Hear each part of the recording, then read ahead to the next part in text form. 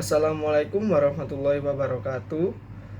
Nama saya Muhammad Fikri Abdurrahman, NPM 19012010308, kelas Komunikasi Bisnis J dari Universitas Pembangunan Nasional Veteran Jawa Timur, Fakultas Ekonomi dan Bisnis, jurusan Manajemen. Di sini saya akan menjelaskan komunikasi dalam bisnis merupakan kegiatan yang sangat penting bagi individu yang dapat menunjang kegiatan perusahaan atau organisasi. Sebuah bisnis dapat berjalan dengan baik apabila memiliki sistem komunikasi bisnis yang baik pula. Dalam sebuah perusahaan, komunikasi yang jelas harus diterapkan antara karyawan, manajer, pimpinan bisnis, hingga kepada para pelanggan bisnis. Jika tidak dijalankan dengan tepat, maka bisa menyebabkan kekacauan dalam bisnis hingga loss sales. Saya akan memberikan uraian singkat tentang komunikasi dalam bisnis. Bisa dikatakan komunikasi jenis ini sangat penting untuk perusahaan karena dapat menentukan kelancaran suatu bisnis berjalan. Komunikasi bisnis adalah sebuah tindakan di mana terjadi pertukaran pendapat, informasi, instruksi, dan lain-lain yang dapat disampaikan dengan berbagai cara pula. Pada umumnya, komunikasi dilakukan untuk tujuan tertentu, baik yang berkaitan dengan kebutuhan perusahaan atau organisasi. Manfaat dari komunikasi bisnis yang baik dalam suatu perusahaan sangat berpengaruh besar bagi perkembangan perusahaan.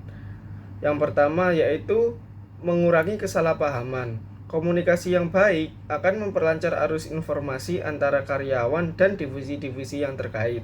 Dengan demikian, satu tim keseluruhan dapat cepat mengerti poin yang ingin disampaikan dan kesalahpahaman dapat dihindari. Yang kedua, meningkatkan produktivitas karyawan. Karena arus informasi berjalan dengan lancar, karyawan dan atasan pun lebih cepat untuk menerima laporan dan instruksi mengenai pekerjaan.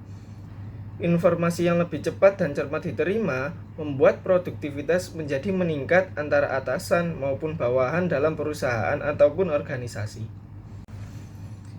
Yang ketiga, menguatkan sinergi antar divisi. Proses alur informasi tidak selalu antar karyawan satu divisi dengan atasan. Komunikasi bisnis perusahaan juga melibatkan antar divisi yang harus memberikan informasi satu sama lain jika memang dibutuhkan. Informasi dalam komunikasi yang baik akan meningkatkan sinergi antar divisi dan memicu perusahaan semakin kuat menghadapi tantangan. Yang keempat, mempercepat pembentukan knowledge perusahaan. Kumpulan informasi dan data yang penting dapat menjadi knowledge yang berguna dalam perkembangan dan penentuan keputusan perusahaan atau organisasi. Semakin cermat dan tepat informasi yang diterima, semakin terbentuk knowledge perusahaan atau organisasi. Untuk mengantisipasi hal ini, diperlukan juga pengelolaan knowledge oleh perusahaan maupun organisasi. Yang kelima, proses kegiatan perusahaan atau organisasi semakin efektif dan efisien. Karena semakin kuat dan produktif, proses kegiatan perusahaan secara keseluruhan menjadi lebih efektif dan efisien dan mempermudah perusahaan atau organisasi untuk mencapai tujuan. Dari kelima manfaat yang sudah saya jelaskan tadi, inilah alasan-alasan mengapa komunikasi dalam bisnis sangat penting bagi perusahaan atau organisasi. Poin pertama, memungkinkan terjadinya kolaborasi. Keberhasilan setiap proyek tergantung pada kemampuan anggota tim untuk bekerja sama. Komunikasi bisnis yang efektif menjadi kunci keberhasilan kerja tim. Tim leader yang mendengarkan anggota timnya akan menumbuhkan rasa percaya pada apa yang tim lakukan dan menyelesaikan tugas dengan lebih cepat dan efektif. Seperti yang saya singgung di atas, komunikasi bisnis yang efektif akan meminimalkan bahkan menghilangkan kesalahan atau kesalahpahaman. Ketika ada yang membuat kesalahan, dengan mengkomunikasikannya bersama anggota tim bersangkutan, tim leader dapat memperbaiki kesalahan ini tanpa mengganggu lingkungan kerja. Poin kedua, menarik pelanggan atau klien baru dan mempertahankan yang sudah ada. Pelanggan atau klien memegang peran penting dalam kelangsungan hidup perusahaan atau organisasi. Secara eksternal, disinilah esensi keberadaan komunikasi bisnis yang efektif, yaitu meraih pelanggan atau klien baru dan mempertahankan kepercayaan pelanggan atau klien lama. Berdasarkan strategi komunikasi bisnis yang baik, perusahaan dapat membuat rencana pemasarannya lebih persuasif atau membuat kampanye kehumasan yang membangun citra bisnis yang lebih baik bagi perusahaan atau organisasi. Dengan mengetahui karakteristik pelanggan atau klien perusahaan, akan dapat menentukan kapan, di mana, dan bagaimana terhubung dengan mereka.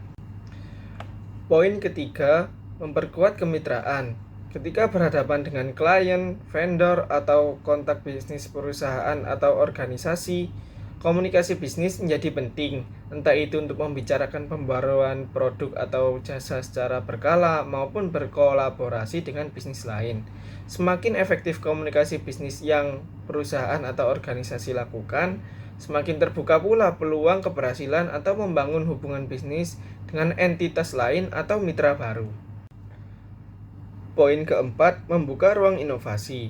Ketika anggota tim merasa nyaman berkomunikasi dengan tim leader atau pemegang keputusan, mereka juga akan merasa aman menyampaikan opini dan gagasan. Menjadi inovatif pada era dunia bisnis menjadi semakin global seperti sekarang ini. Semakin dituntut agar bisa menjadi berbeda dan meraih pasar yang belum terjamah. Keunikan adalah kunci untuk menjadi pemenang.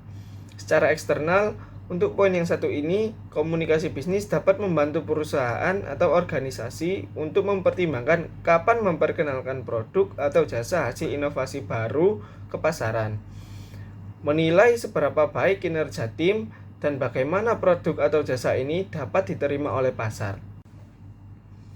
Sekian dari penjelasan saya. Terima kasih. Assalamualaikum warahmatullahi wabarakatuh.